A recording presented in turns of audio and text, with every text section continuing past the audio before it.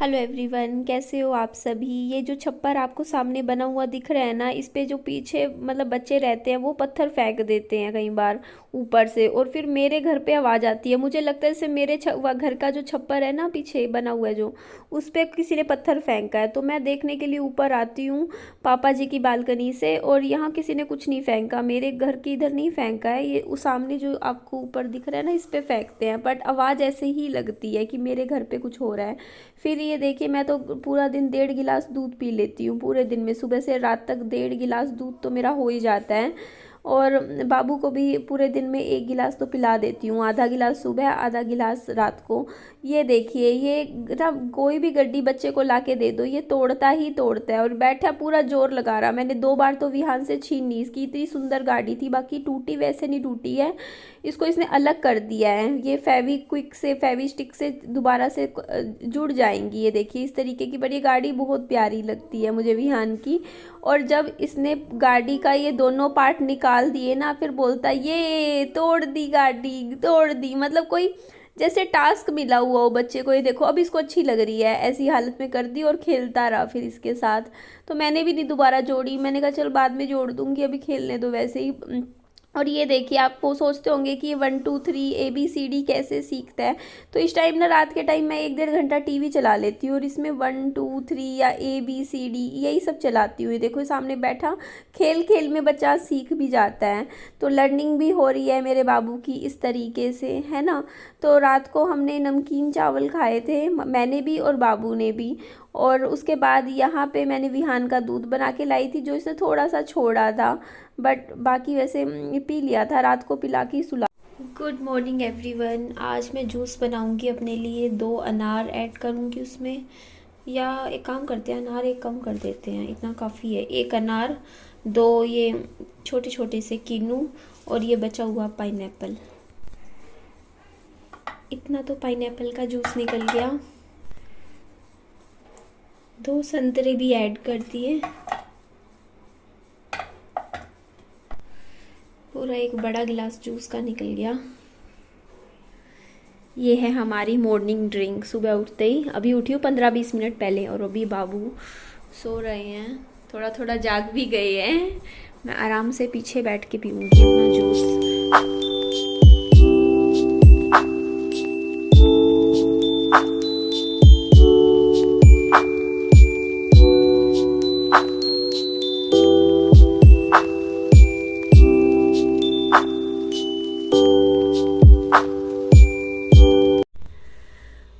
आप अंदाजा लगा सकते हो कि मैं कितनी स्ट्रोंग लड़की हूँ। सुबह सुबह गाली खा के भी आप सबके सामने हंसते हुए मुस्कुराते हुए बात कर रही हूँ। देखिए क्या होता है कि ना, एक बार जब आपको गाली सुनने को मिलती है ना खुद के लिए, तो आप परेशान होते हो, दुखी होते हो। ऐसा टाइम एक दौर था मेरी जिंदगी का, आज से कुछ साल 10 साल 15 साल पहले, कि हाँ यार रोना आता था, बुरा लगता था, गाली सुनने को मिलती थी। लेकिन उसके बाद क्या होता है, धीरे धीरे इंसान हैबिचुअल हो जाता है किसी भी चीज का। मैंने आज से कुछ दिन पहले भी एक वीडियो बना के बोला था कि जब इंसान को फर्स्ट टाइम कोई चीज सुनने को मिलती है ना इस तरीके की, तो वो इंसान दुखी होता है, हर्ट होता है। दूसरी बार सुनने को मिले तो बंदा थोड़ा कम हर्ट होता है, तीसरी बार फिर चौथी बार लगता है यार सामने वाले बंदे की आदत बन चुकी है, वो पक चुकी है। आप क्या करो, अपने को चेंज कर सकते हो, आप किसी को चेंज नहीं कर सकते हो। आपको खुद में सुधार लाना होगा, कि सुधार इन द सेंस कि बस फील मत करो, कोई कुछ बोले आपको बुरा नहीं लगना चाहिए, है ना। तो मैंने आज भी सुबह खुद के लिए गालियां सुनी, बट मैंने उस चीज को इग्नोर कर दिया टोटली, कि जाने दो कोई बात नहीं, है ना। और अच्छे से देखो, बालों में अभी कंघी भी करी, अपना जूस वूस भी उसके बाद मैंने पिया, कि मैंने कहा नहीं अपनी सेहत का ध्यान रखना है। कल भी मेरे पास कमेंट आ रहे थे, बोलते जिस हिसाब से टेंशन ले रहे हो ना, जो बच्चा आपके साथ जुड़ा हुआ है ना, उसको आपकी बहुत जरूरत है, क्योंकि उसकी तो माँ भी आप हो, फादर भी आप ही हो, और आपको कुछ हो गया तो वो रुल जाएगा। इसीलिए आप अपना तो ध्यान रखो, कम से कम अपनी हेल्थ पे ध्यान दो अपना। आपको कम से कम 25 साल तो आगे जी जाओ, इतना तो खुद का शरीर बना के रखो, है ना। तो आपकी बात बिल्कुल सही है, इसीलिए अपने खान पान पे ध्यान दो। मानसिक जो स्ट्रेस हो जाता है ना, वो इंसान को खाता है अंदर ही अंदर, उसको बीमार करता है, हेल्थ खराब हो जाएगी मेरे को स्ट्रेस होगा, है ना। तो और यहाँ पे मैं बात बता देती हूँ दूसरी, कि हाँ मेरे फादर चले गए हैं अब, वो स्टार्टिंग में तो नहीं जा रहे थे बिल्कुल, मुझे नहीं जाना, मुझे नहीं जाना, मुझे नहीं जाना, रोक ले रोक ले, मेरे को बोलते रहे बार बार तू रोक ले, तू रोक ले, मुझे रोक ले। मैं बीच में पड़ी नहीं, मैंने कहा मैं लास्ट टाइम बीच में पड़ी थी, मैंने बीच में पढ़ के पापा जी को ऐसी हालत जब उनकी होगी थी तो उनको मैंने कहीं ना कहीं उनका सपोर्ट कर दिया, लेकिन उस सपोर्ट करने का मुझे क्या फायदा मिला? आप यहाँ बताओ। मैं अगर कल को कुछ भी उनको हो जाता यहाँ पे रहते हुए, सारा ब्लेम तो मेरे ऊपर आ जाता, सब यही कह देते कि हाँ इसने ध्यान नहीं रखा। मैं खाने पीने का, देखो एक लड़की मैं अब क्या कर सकती हूँ, अपना काम करती रहती हूँ यूट्यूब पे, इसके अलावा खाने पीने का ध्यान कर सकती हूँ मेरे फादर का। मैं अब जब पहले खाना बनाती थी, मैं रोटी सब्जी सारा बना बना के मैंने मेरे फादर को ला ला के दिया, ठीक है। मेरी मम्मी सब्जी बनाती रोटी, मैं पहले प्लेट पापा जी को दे के आती कि लो पापा जी आप खाना खाओ। और पापा जी कई बार कह देते, कई बार खाना खा लेते, कई बार कह देते नहीं मुझे ना सब्जी अच्छी नहीं लग रही, फीकी फीकी सी है, मुझे बाहर का खाना खाना है, क्योंकि उनको आदत है बाहर का ज्यादा खाते हैं चटपटा। और मैं तो सिंपल सा ही खाती हूँ, मसाले कितने भी डालूं लेकिन उतने मसाले मेरे से नहीं डलते जितना पापा जी डालते हैं। कसूर पता नहीं क्या क्या, देगी मिर्च पता नहीं क्या, पूरा का पूरा तेल इतना सारा। मैं तो बिल्कुल ही उबला हुआ सा खाना खाती हूँ, आपको पता ही है, सिंपल सा।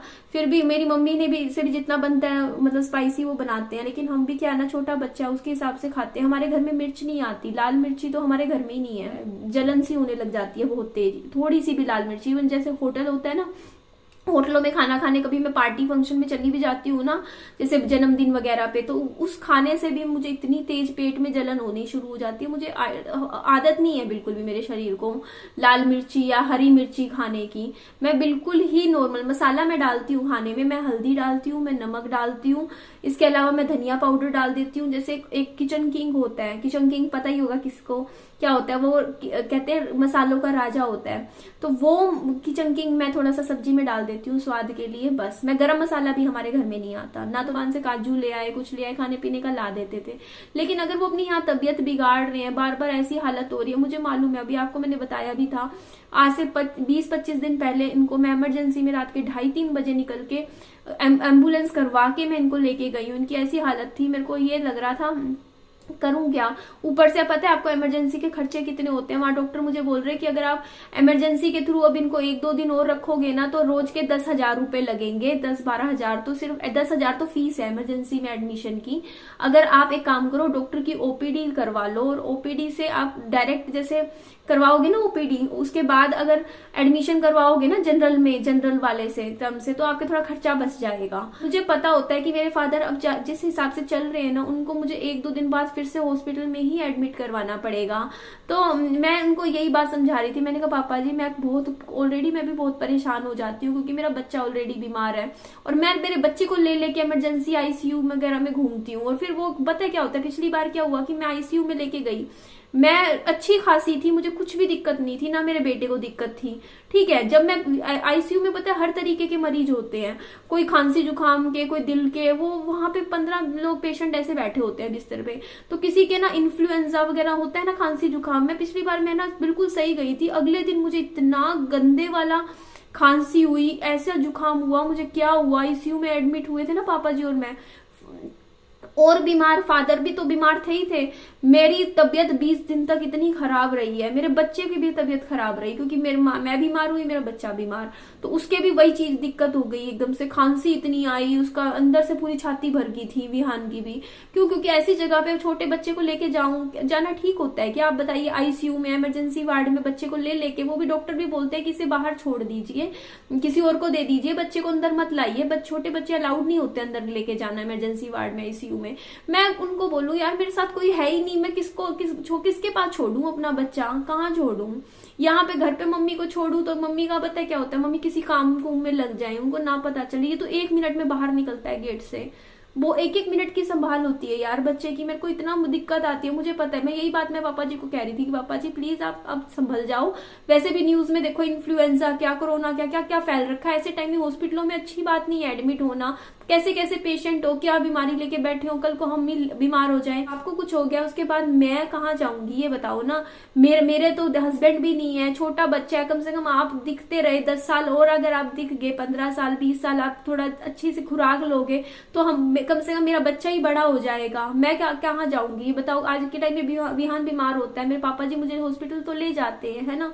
मुझे कम से कम इतना तो सहारा है मेरे फादर का, मेरे ऊपर लोन लगा हुआ है, पता है आपको, मैंने घर का लोन ले रखा है, मुझे मुझे इतना पता है कल को मेरे ऊपर जैसे 10 रुपए या कभी मुझे 500-1000 रुपए की एकदम से कमी पड़ जाए किसी महीने, तो वो मुझे एक बार के लिए दे तो देते हैं, मैं उधारे ले लेती हूँ, वापस कर देती हूँ, लेकिन कम से मुझे इतनी तसल्ली तो रहती है कि चलो मुझे कभी दिक्कत भी आई 5,000-10,000 रुपए की, एक बार मांग तो सकती हूँ उनसे, कल को वो ना रहे तो फिर मैं किसका मुंह देखूंगी? आप ही बताइए। बस मेरा तो खत्म, उसके बाद तो वो है कि बस खुद ही करना है सब कुछ। आपको भी पता है कि मेरा कोई ससुराल से कोई ऐसा नहीं है कि सपोर्टिव रहा हो या किसी ने कुछ मेरा किया हो या वो मेरा आगे कुछ करेंगे, तो उनकी तरफ से तो बिल्कुल खत्म है। ठीक है, जो चीज है मैं उनके बारे में डिस्कस भी नहीं करती हूँ, ना करना चाहती।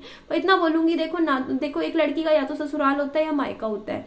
मेरा तो ना ससुराल है, मायका भी चलो जब तक है, जब तक माँ बाप बैठे हुए हैं, है ना। घर का माहौल इतना ज्यादा खराब हो जाता है यार, इतनी टेंशन हो जाती है। मैं पिछले 4-5 दिन से आप मेरी हालत देख रहे हो, मैं में आता है कि देखिए अगर कोई बंदा है, कोई भी है बंदा, देखो अगर आपको वैसे गाली दे तो बुरा मानो, अगर उसने नशा करने के बाद कोई आपको गाली दे रहा है तो फिर आपको बुरा नहीं मानना चाहिए। क्यों? क्योंकि वो अपनी सेंसेस में ही नहीं है, उनको पता ही नहीं है वो क्या बोल रहे हैं इस टाइम, है ना।